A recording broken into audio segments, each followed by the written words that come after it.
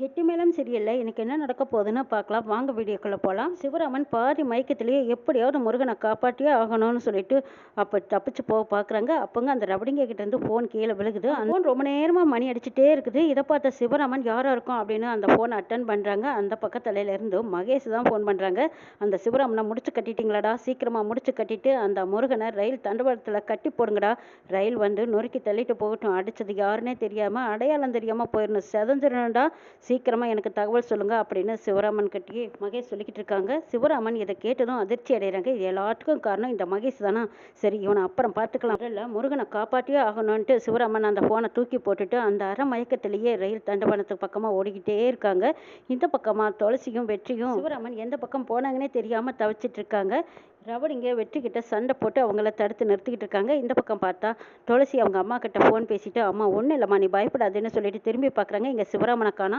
ஐயோ, வெற்றி எங்கள் அப்பாவை காணாங்கிறாங்க. வெற்றி துளசி ரெண்டு பேரும் சிவராமனை தேடிக்கிட்டு போகிறாங்க. சிவராமன் அந்த பாதி மயக்கத்திலையும் முருகனை எப்படியாவது காப்பாற்றியே ஆகணும்னு அந்த ரயில் தண்டவாளத்துக்கு மகேஷ் சொன்ன அட்ரஸுக்கு போய்கிட்டு இருக்காங்க. அங்கே பார்த்தா ரவடிங்க தண்டவாளத்தில் முருகனை கட்டி போட்டு ரயில் வர வரைக்கும் வெயிட் பண்ணிட்டு இருக்காங்க. அப்பங்க பார்த்து சிவராமன் போயிடுறாங்க. சிவராமனை பார்த்ததும் அந்த ரவடிங்க இவங்களை வந்து அடிக்கிறதுக்காக ஓடி வராங்க. சிவராமன் அந்த அரை மயக்கத்திலையும் அடிச்சு விசிறி எரிஞ்சிட்டு முருகனை எப்படியோ ஒரு வழியாக காப்பாற்றுறாங்க. முருகனை காப்பாற்றுற நேரத்தில் சிவராமன் காப்பாற்றலான்னு முருகன் ஓடி வரும்போது அப்போ அவங்க ரயில் தண்டவாளத்துக்குள்ளே கால் சிக்கிடுது. அந்த காலை எடுக்க முடியாமல் தவிச்சிட்டு இருக்காங்க முருகன். இதை பார்த்த சிவராமன் ரவடிங்களை அடித்து தும்சம் பண்ணி தூர விசிறி எரிஞ்சிட்டு எப்படியாவது முருகனை காப்பாற்றணும்னு ஓடி போய் பார்க்குறாங்க. அங்கே பார்க்கும்போது ரயில் தண்டவாளத்துக்குள்ளே கால் நல்லா சிக்கிடுது. அந்த சிக்கனான காலை எடுக்கிறக்குள்ளேயே படாத பாடுபட்டு இருக்காங்க. ரயில் பக்கமாக நெருங்கிருச்சு. ஐயோ, எப்படியாவது என் மவங்க அவசரம் காப்பாற்றினா போதுமேனு சொல்லி எப்படியோ சிவராமன் முயற்சி பண்ணி முருகனோட காலை எடுத்துடுறாங்க. கால் எடுத்ததுக்கப்புறம் முருகன் சொல்கிறாரு, அப்பா நீ தப்பிச்சிரு, நான் போனாலும் பரவாயில்ல அப்படின்னு சொல்லி சிவராமனை தள்ளி விடுறாங்க. முருகா, உன்னோட உசுறு முக்கியமாடா, நீ பொழைக்கணும்டா, நீ வாழணும்டா அப்படின்னு சொல்லிட்டு முருகனை காலை முடிஞ்ச வரைக்கும் முயற்சி பண்ணி தப்பிக்க வச்சிடுறாங்க. அதுக்கு நினைக்கிறாரு, அப்பா எப்படியாவது தப்பிச்சிட்டாருன்னா பரவாயில்ல, நான் போனாலும் பரவாயில்லன்னு நினைக்கிறாங்க. ஆனால் சிவராமன் முருகனை காப்பாற்றி விட்டுடுறாங்க. அடுத்தது திரும்பி முருகன் பார்க்கறதுக்குள்ளேயே அங்கே ரயில் வந்ததும் அடி அடிச்சு தூக்கிடுறாங்க. முருகன் திரும்பி பார்க்கும்போது அப்பா ரத்த வெள்ளத்தில் கிடக்கிறத பார்த்த முருகன் கத்தி கதறிக்கிட்டு இருக்காங்க. முருகன் அழுதுகிட்டே ஹாஸ்பிட்டலுக்கு வந்து வெற்றியோட நம்பரையும் துளசியோட நம்பரையும் எழுதி கொடுக்குறாங்க. அந்த நம்பருக்கு அங்கிருந்து அவங்க ஃபோன் அடிச்சு உங்க அப்பாவுக்கு ரொம்ப சீரியஸான நிலையில இருக்காங்க, ஹாஸ்பிட்டலுக்கு வாங்கங்கிறாங்க. வெற்றியும் துளசியும் ஓடி வராங்க. துளசி நினைக்கிறாங்க எங்க அப்பாவுக்கு எதுவும் ஆயிடக்கூடாது, எப்படி இருந்தாலும் காப்பாத்திடலான்ட்டு ஓடி வராங்க. டாக்டர் வராங்க. வெற்றி போய் கேட்குறாங்க, எங்க மாமனார் தான் சிவராமன், அவரை நாங்கள் பார்க்கலாமான்னு கேட்குறாங்க. இல்லைங்க, அவங்க முகம் தெரியாத அளவுக்கு முகம் செதஞ்சிருச்சு. ரயில் வந்து அடிச்சதும் அவங்க உறுப்புகள் எல்லாம் ஒன்னொன்னா பீஸ் பீஸா போயிடுச்சு. அதெல்லாம் ஒட்டி சேர்த்துருக்கே நாங்கள் ரொம்ப கஷ்டப்பட்டு போயிட்டோம். நாங்கள் ஒரு வழியா பாடியை செட் பண்ணி வச்சாச்சு, நீங்க வீட்டுக்கு எடுத்துட்டு போகலாம், கையெழுத்து போட்டுட்டு நீங்க வீட்டுக்கு எடுத்துட்டு போங்கன்னு சொல்றாங்க. டாக்டர் அப்படி ஒரு வார்த்தை சொல்லுவாங்கன்னு நினைச்சு கூட பார்க்கல. என்ன, அப்பா செதஞ்சிட்டாரா? இதை நம்பவே முடியல. எங்க அப்பா நிச்சயமா செத்துருக்க மாட்டாரு, எங்க அப்பா நிச்சயம் உயிரோடு தான் இருப்பாரு அப்படின்னு துளசி நம்ப முடியாம பேசிட்டு இருக்காங்க.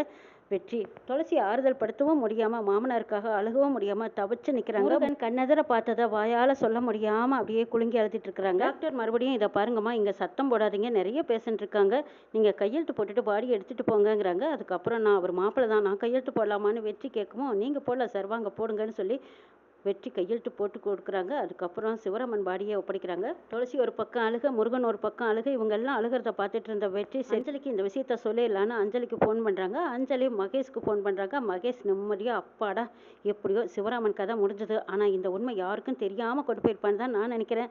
சிவராமனோட ஃபோனை எடுக்க மாட்டேங்குது. நான் தான் சிவராமன் சாவுக்கு காரணங்கிறது இங்கே யாருக்கும் தெரியாது. என்னை எல்லாருமே நல்லவனாக தான் நினைக்கிறாங்க. அஞ்சலி மட்டும்தான் அவன் மனசில் இன்னும் என் மேலே இருக்கிற சந்தேகம் தீரவே மாட்டேங்குது. இதுதான் ஒரு நல்ல சான்ஸ் பயன்படுத்திக்கணும்னு நினைக்கிறாங்க. மகேஷுக்கு இந்த விஷயம் தெரிஞ்சதும் ஓடி வராங்க. மகேஷும் எதுவுமே தெரியாத மாதிரி என்னாச்சு அஞ்சலி, என்னாச்சுன்னு கேட்குறாங்க. அப்பாவுக்கு என்னாச்சுன்னே தெரியல, அக்கா ஏதோ சொல்றாங்க, ஒன்றும் புரியல, என்னென்ன நேராக போய் பார்க்கலான்னு சொல்லி அஞ்சலி மகேஷ் ரெண்டு பேரும் வீட்டுக்கு வராங்க. வந்து பார்த்தா துளசி அஞ்சலியை பார்த்ததும், அஞ்சலி அப்பா நம்ம விட்டு போயிட்டாரு அப்படின்னு சொல்றாங்க. இதை கேட்டதும் அஞ்சலி அதை நம்ப முடியாம அப்படியே அதிர்ச்சியில் உறைஞ்சு நிற்கிறாங்க. என்னக்கா சொல்றேன், கொஞ்ச நேரத்துக்கு முன்னாடி அப்பா என்ன பார்க்க வந்ததா அம்மா சொன்னாங்களே, அப்பா வந்தது மாதிரியும் தெரியலையே, அப்பா அதுக்குள்ளே எங்கே போயிருப்பாரு, என்ன ஆச்சு அப்படின்னு கேட்குறாங்க. அதான் அஞ்சலி எனக்கும் புரியல, அப்பாவோட ஃபோன் நடுத்தடத்தில் இருந்துச்சு, ஒருத்தர் எடுத்து கொடுத்தாரு, அதன் மூலமாக தான் நான் அப்பா கிட்ட பேசலான்னு முயற்சி பண்ணும்போது அப்பா கிட்ட பேச முடியாமல் போச்சு. ஒரு 4 பேர் அப்பாவை துரத்தி பிடிச்சாங்க, அவங்க கிட்ட இருந்து நாங்கள் காப்பாற்றணும், அதுக்கப்புறம் அப்பா எங்கே போனாருன்னே எங்களுக்கு தெரியலன்னு சொல்கிறாங்க. துளசி எல்லாம் சொல்லி எழுகிறது முருகனுக்கு எதுவுமே புரியல. என்ன காப்பாற்று வந்து அப்பாவுக்கு இப்படி ஆகி போச்சேன்னு அவர் ஒரு பக்கம் அழுதுட்டு இருக்கிறாங்க. முருகன் சைகையில் அழுதுட்டு இருக்கிறத பார்த்து அஞ்சலி வந்து, அண்ணே என்னாச்சு, உனக்கு ஏதாவது தெரியுமாங்கிறாங்க. முருகன் என்ன காப்பாற்று வந்து தான் அப்பா இறந்துட்டாருன்னு சொல்கிறாங்க. என்ன நடந்தது, உனக்கு என்னாச்சு, உன்னை யார் துரத்துனான்னு கேட்குறாங்க. அதான் தெரியல அஞ்சலி. என்னைய ஒரு 4 பேர் துரத்துனாங்க. வெற்றியோட ஃப்ரெண்ட்ஸுங்க வந்து ஒரு தடவை காப்பாத்துனாங்க. அப்புறமும் திரும்பி என்னை துரத்தி பிடிச்சிட்டாங்க. அதுக்கப்புறம் என்னை ரயில் தண்டவாளத்தில் கட்டி போட்டுட்டாங்க. இந்த விஷயம் தெரிஞ்சு அப்பா என்னை வந்து காப்பாத்தினாரு. கால் சிக்கிருச்சு. அப்பாவை நான் காப்பாற்ற நினைச்சேன். என்னை காப்பாத்திட்டு அப்பா இறந்துட்டாருன்னு சொல்றாங்க முருகன். அவங்க சொல்றது எல்லாம் கேட்டுட்டு இருந்த அஞ்சலியும் மறுபடியும் குமரி அழுதுட்டு இருக்காங்க. எல்லாம் பார்த்துட்டு அடடா கண்கள்லாம் காட்சியா இருக்கு. என்ன செய்யறது இப்போ ஏன் அஞ்சலி வேற அழுகிறாளே அப்படின்னு சொல்லி சமாதானம் பண்றதுக்காக வந்து இங்க பாரு அஞ்சலி, இது என்னமோ நடந்து போச்சு, எதிர்பாராம நடந்துருச்சு போல இருக்கு. உன் வயிற்றுல குழந்தை இருக்கு, நீ இப்படி அழுதா குழந்தைக்கு ஆகாது அஞ்சலி, நீ அழுகாதீங்கிறாங்க மகேஷ். மாமா ரொம்ப நல்ல மனுஷன், பாவம் அவருக்கு இப்படி நடக்கும்னு யாருமே எதிர்பார்க்கல. என்ன செய்யறது, எதிர்பாராம நடந்து போச்சு, மனசை தேத்திக்கணும் அஞ்சலி, நீ அழுகாதீங்கிறாங்க. இறந்தது எங்க அப்பா, எப்படி அழுகாம இருக்க முடியும்னு அஞ்சலி ஒரு ஃபீலிங்ல பேசுறாங்க. மகேஷும் அவங்க எல்லாத்துக்கும் முன்னாடி நடிக்கிறாங்க. ஆமா அஞ்சலி, என்ன செய்யறது, மாமாவும் ரொம்ப நல்லவர் தான், அவர் போனதும் எனக்கும் ஒரு பக்கம் கவலையாத்தான் இருக்கு அப்படின்னு சொல்லி கண்ணீர் துடைக்கிற மாதிரி மகேஷ் தொடச்சு நிற்கிறாங்க. அஞ்சலி முருகன் சொன்னதையெல்லாம் வச்சு பார்த்துட்டு மறுபடியும் சந்தேகப்பட்டு துளசி கிட்ட வந்து கேட்குறாங்க, அக்கா என்னதான் நடந்தது, நீ எப்போ அப்பாவை பார்க்க வந்தேன்னு கேட்குறாங்க. அஞ்சலி அம்மாவை பார்க்கறதுக்காக வீட்டுக்கு வந்த வர்ற வழியில் அப்பா எனக்கு ஃபோன் பண்ணார், முருகனுக்கு ஆபத்து காப்பாத்துன்னு சொன்னாங்க. நீங்கள் அஞ்சலியை பார்க்கத்தானே போனீங்க, முருகனுக்கு என்ன ஆபத்துன்னு நான் கேட்டேன். அப்பா சொல்கிறதுக்கு முன்னாடியே அப்பாவோட ஃபோன் தவறி விழுந்துருச்சு. நாங்கள் அந்த நம்பரை ட்ரேஸ் பண்ணி போய்கிட்டு இருந்தோம். அப்பாவை பார்த்ததும் 4-5 ரவுடிங்க அப்பாவை கட்டி போட்டு அடிச்சிட்டு இருந்தாங்க. அப்போ போய் நாங்கள் எப்படியோ அப்பாவை காப்பாற்றிக்கப்புறம் அப்பா எங்ககிட்ட சொல்லாமையே அவர் பாட்டுக்கு ஓடிட்டே இருந்தார். போறாருனே தெரியாமல் நாங்களும் பின்னாடியே ஓடி பார்த்தோம். அதுக்கப்புறம் பார்த்தா அப்பா எங்கே போனார்னே எங்களுக்கு தெரியாமல் போச்சு அஞ்சலிங்கிறாங்க. அப்பாவை தேடிக்கிட்டு இருக்கும்போது தான் திடீர்னு ஹாஸ்பிட்டல்லேருந்து எங்களுக்கு ஃபோன் வந்தது. அந்த ஹாஸ்பிட்டலில் போய் பார்க்கும் போது முருகன் அண்ணா மட்டும்தான் தனியா நின்று அழுதுட்டு இருந்தாரு. முருகன் அண்ணாவை காப்பாற்றணும்னு சொன்ன அப்பா எப்படியோ அண்ணனை காப்பாத்திட்டாங்க. அப்பா அண்ணத்தானே மாச்சிக்கிட்டாருன்னு சொல்றாங்க. அஞ்சலி நிலை இது எல்லாம் ஒன்னா கோர்த்து பாக்குறாங்க. அப்பா என்ன பார்க்க வந்திருக்காரு, ஆனா வரல. முருகன் அண்ணாவுக்கு ஆபத்துன்னு அக்கா கிட்ட சொல்லியிருக்காங்க. அக்கா பார்த்ததுக்கு அப்புறமும் அக்காவையும் தாண்டி முருகன் அண்ணாவை காப்பாற்ற போயிருக்காரு. அண்ணனை காப்பாத்திட்டு தன்னைத்தானே மாச்சிக்கிட்டாருன்னா அப்ப இதுக்கு பின்னாடி என்ன இருக்கும், என்ன ஒண்ணுமே புரியலையேன்னு யோசிச்சு பாக்குறாங்க அஞ்சலி ஏதோ யோசனையில இருக்கிறத பார்த்தா மகேஷ் அஞ்சலியை யோசிக்கவே விடக்கூடாதுன்னு மகேஷ் பேச்சு கொடுக்க வராங்க. அஞ்சலி திரும்பவும் மகேஷை விட்டு பார்க்குறாங்க. மகேஷ் திருதுன்னு முழிச்சிட்டு இருக்காங்க. சொல்லுங்க, நம்ம வீட்டுக்கு அப்பா வந்தாரான்னு கேட்குறாங்க. அஞ்சலி நீ என்ன சொல்ற, எல்லாரும் முன்னாடியும் என்ன அஞ்சலி இப்படி கேட்டுட்டு இருக்க, அங்கே நடந்தது என்னன்னு உனக்கு தெரியாதா, நான் தான் எங்கள் அம்மாவை காணுமேனு நான் பரிதவிச்சு போய் தேடிட்டு இருந்தேன். அந்த நேரத்தில் மாமா அங்கே வந்திருக்க வாய்ப்பு இல்லை, அதான் நீயும் வீட்டில் இல்லை நானும் வீட்டில் இல்லை, அப்படி இருக்கும்போது மாமா வர சான்ஸ் இல்லை, அப்படியே அவர் வந்திருந்தாலும் உனக்கும் எனக்கும் ஃபோன் பண்ணியிருப்பாங்கங்கிறாங்க. இப்படி மகேஷ் சொல்லி சமாளிச்சதும் அஞ்சலியும் மகேஷ் சொல்றது உண்மைன்னு நம்பிக்கிறாங்க. அஞ்சலியும் மகேஷும் பேசிட்டு இருக்கிறத துளசி பார்த்துட்டு, இதை பாரு அஞ்சலி, அப்பா உங்க வீட்டுக்கு வர வாய்ப்பு இல்லை, அப்பா அதுக்கு முன்னாடியே எனக்கு ஃபோன் பண்ணி முருகனுக்கு ஆபத்து காப்பாற்றணும்னு சொன்னார்.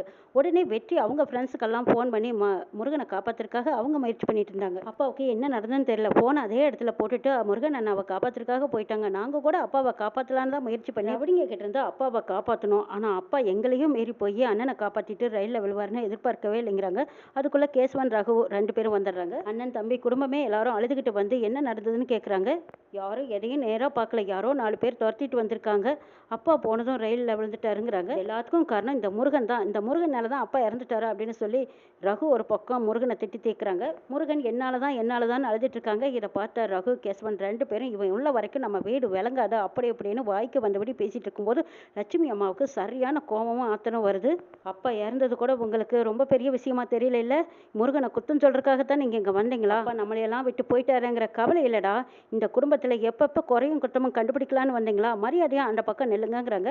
சிவராமனுக்கு செய்ய வேண்டிய சடங்கு சம்பிரதாயங்கள் நடந்துட்டு இருக்குது, இது எல்லாமே முன்னால நின்று நான் செய்கிறேன் அப்படின்னு ரகு வராரு. இல்ல எனக்கு பையன்னா முருகன் மட்டும்தான், அவன் தான் என்னோட மூத்த பையன், அப்பாவுக்காக செய்ய வேண்டியதெல்லாம் அவனே செய்யிட்டுங்கிறாங்க லட்சுமி. கேட்டதும் அங்க இருந்த எல்லாருமே அப்படியே தகச்சு போய் பிரமிச்சு நிக்கிறாங்க. என்னம்மா உனக்கு புத்தி கெட்டு போச்சா, அவனே ஒரு அனாதை ஆசிரமத்துல இருந்து எடுத்துட்டு வந்து வளர்த்திருக்கீங்க, அவன் எப்படி பெத்த அப்பாவுக்கு அவன் கொல்லி போடலாம், நான் தான் போடுவேங்கிறாங்க ரகு. எனக்கும் சிவராமனுக்கும் பையன்னா அது முருகன் மட்டும்தான், எங்களை அனாதையை நீங்க விட்டுட்டு போனதுக்கு அப்புறம் எனக்கு கொல்லி போட்டு நீங்க ஒண்ணு அப்பா அம்மா பெருமை சேர்த்து தர வேண்டாம்ப்பா, இனிமே எனக்கு பையன்னா முருகன் மட்டும்தான் அப்படின்னு சொல்லி முருகனையே கொல்லி போட சொல்றாங்க. சிவராமனோட காரியம் முடிஞ்சதுன்னு எல்லாரும் நினைச்சிட்டு அந்த வீட்டுல எல்லாரும் சோகமா உட்காந்துருக்கும் போது அப்போ ஒரு ஃபோன் கால் வருது. வெற்றி தான் ஃபோனை அட்டன் பண்றாங்க. அப்ப பார்த்தா நான் சிவராமன் பேசுறேன்னு சொல்றாங்க. இதை கேட்டதும் குடும்பமே அதிர்ச்சி அடைகிறாங்க.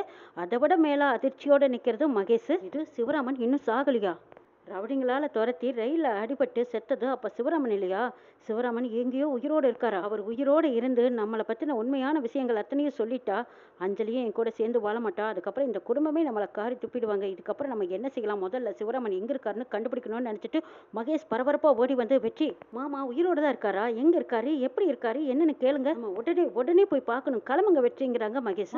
படபடன்னு பேசுறத பார்த்து அஞ்சலிக்கு சந்தேகமா இருக்கு, இவர் ஏன் இப்படி பதறாரு, அம்மாவை காணோன்னு தேடிக்கிட்டு இருந்தவர் இருக்காரு. இப்போ திடீர்னு இப்படி அப்பாவை கண்டுபிடிக்கணும்னு அலையிறாரு. என்னவா இருக்கணும்? அஞ்சலிக்கு சந்தேகம் வருது.